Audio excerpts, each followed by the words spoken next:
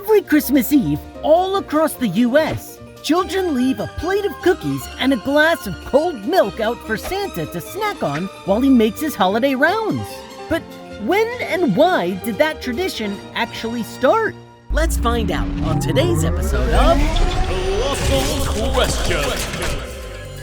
Leaving milk and cookies for Santa Claus is a holiday tradition that first took off in popularity stateside back in the 1930s.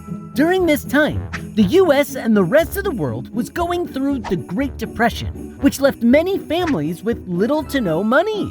But poor parents all around the country wanted to find a way to teach their children the importance of giving to others, even when you had barely anything to give. So, leaving milk and cookies for Santa was a way for kids to say thanks for the gifts that Jolly St. Nick was about to leave them. Nowadays, many families still follow the same tradition, even though most of us don't know why. It's just a fun thing to do on Christmas Eve.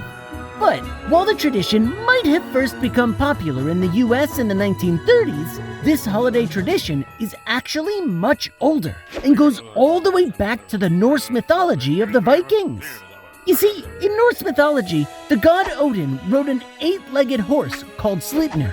During the Yuletide festival in late December, kids would leave food like carrots and hay outside for Sleipnir to eat, hoping he would leave them gifts in return. Some countries even still do it to this day. Kids in Denmark, Belgium, and the Netherlands today believe Santa's sleigh is carried by horses rather than reindeer, and they still leave food outside on Christmas Eve. So, who invented the milk and cookies for Santa tradition? Who knows? Like most other age-old traditions, this one evolved over time. So, pour that cold glass of milk, leave out those delicious cookies, and don't forget about those poor reindeer too.